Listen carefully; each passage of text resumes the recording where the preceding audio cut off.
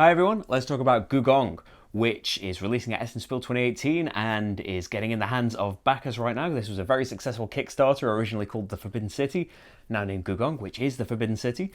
I really like that. I've mentioned this with a few other games, but yeah, when a board game uses these pieces of history that maybe you wouldn't be aware of, I had no idea of this transformation that went on and the kind of it's funny now, but the way that just the concept that okay, bribery's banned. Okay, then we're doing gift exchange. You give me a great big stereo, and I'll give you a paper fan. They had stereos back then, right?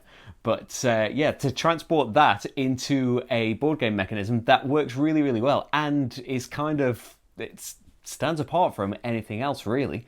Is a great achievement. The core gameplay of having these hands of cards that are kind of specific to the player number as well. The powers on the cards or the numbers that you get, I assume, have all been, mathematiced out to give you the fairest shot on your first turn. But having these cards that you can only play a higher number to basically get the action that you want. Otherwise, you're going to have to pay fairly high cost, discard a card. That means one fewer action this round.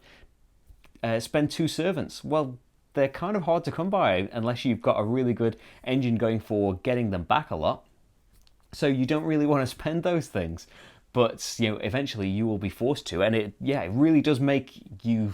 It forces you to make these really difficult decisions between, well, I don't want to have to waste an action, but is this action really, really worth it?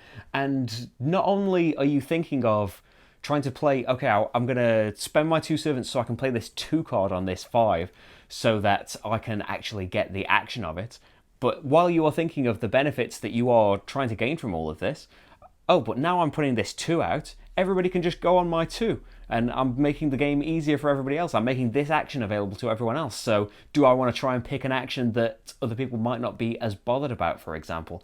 The actual things that you're doing, I like that there's all of these varied ways of getting what you want that work in their own way, but nothing's particularly complicated to learn. You can be collecting jade. The more you get of that, the more it's worth. You can be doing your travels to get all sorts of little bonuses.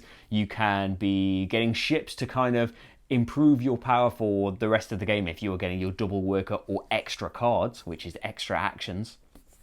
Or you can just get some points.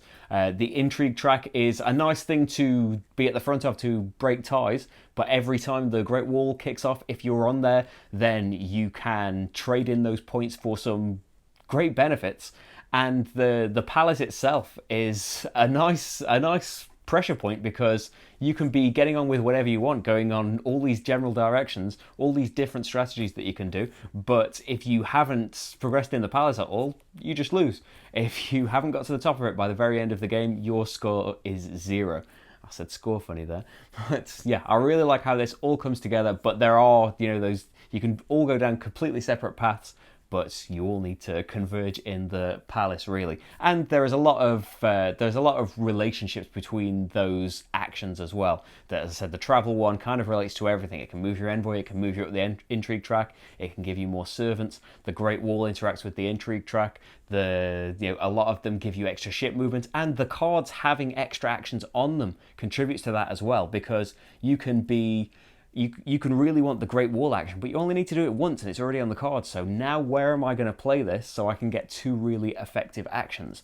The dice are a really nice touch as well, that we are trying to get certain numbers in our discard piles. So take certain cards from the board to be able to get more servants at the beginning of the next day, which it's so important to get as many as you can, because it gives you way more freedom, not just in the actions that you can do, but in the cards that you can play as well.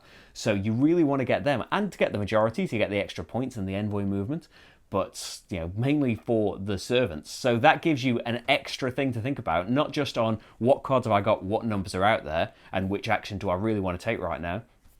Well, this action might not be ideal for me right now, but if I just take, it's almost as good, and it would give me this number that would give me an extra servant tomorrow, and it it might give me the majority that I need. And then all the cards that give you kind of swap actions, swap a card from your discard pile with something on the board, or bring a card back from your discard pile, they can help towards trying to get those dice things. Yeah, I really, really like it. I think it's, yeah, as I said, the card play, I can't really recall anything that similar to it. I think it's a really nice, new, innovative thing, and I really enjoy playing it. But the playthrough is there, and you can decide for yourselves whether you'd be interested in it. I'm just talking about things, aren't I? It always runs out of steam at the very end, doesn't it? I'm going on and on for this long. Anyway, playthrough is there. You have multiple options to watch that. I'm going to go now and talk about different games. See you later. Bye.